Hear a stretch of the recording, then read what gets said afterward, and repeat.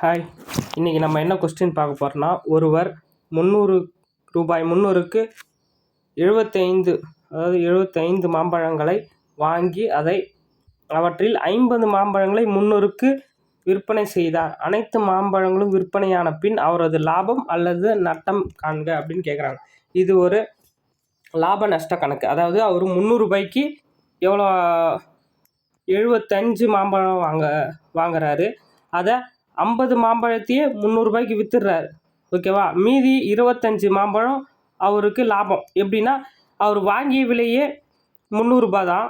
ஆனால் அவர் 50 மாம்பழத்தையே 300 ரூபாய்க்கு விற்றுட்டாரு. மீதி அவர்கிட்ட 25 மாம்பழம் இருக்குது. அந்த 25 மாம்பழத்தோடையத்துக்கு எவ்வளோ விற்றுருப்பார் அப்படின்றத கண்டுபிடிச்சா நம்மளுக்கு கண்டிப்பாக நம்மளுக்கு ஆன்சர் கிடைச்சிரும். அதாவது 25 மாம்பழத்தை கட்டாயம் அவருக்கு லாபத்தில் தான் வரப்போகுது, நஷ்டம் வரப்போகிறது இல்லை. ஓகேங்களா? இப்போது எப்படி கண்டுபிடிக்கிறதுனா, நீங்கள் இந்த 300 ரூபாய்க்கு 75 மாம்பழம் வாங்கினார், அதை விட்டுருங்க. 50 ரூபாய்க்கு 300, அதாவது 50 மாம்பழங்களை 300 ரூபாய்க்கு விற்றுருக்காரு.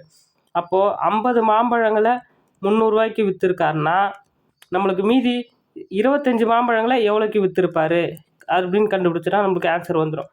இப்போது இது நேர்மாறல்னு சொல்லுவாங்க. அதாவது ஒரு பக்கம் விலை ஏறிச்சுன்னா இன்னொரு பக்கமும் விலை ஏறும். அதாவது இந்த பக்கம் எண்ணிக்கை குறையுதா, அப்போ இங்கே விலையும் குறையும்.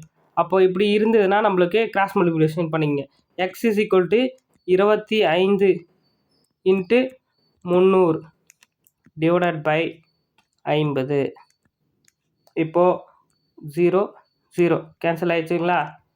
0 ஒரு 5 5 25. இப்போ 5 15. அப்போ x = 150 ரூபாய். அப்போ மீதி இருந்த 25 மாம்பழங்களை எவ்வளோக்கு விற்றுருப்பார்னா அவர் 150 ரூபாய்க்கு விற்றுருப்பார். அப்போ 150 ஆல்ரெடி அவருடைய வாங்கிய விலை வந்துருச்சு. 300 ரூபா அவர் ஆல்ரெடி பெற்றுட்டார். இது எக்ஸ்ட்ரா 150 ரூபா அவருக்கு லாபம். ஓகேங்களா? தேங்க்யூ.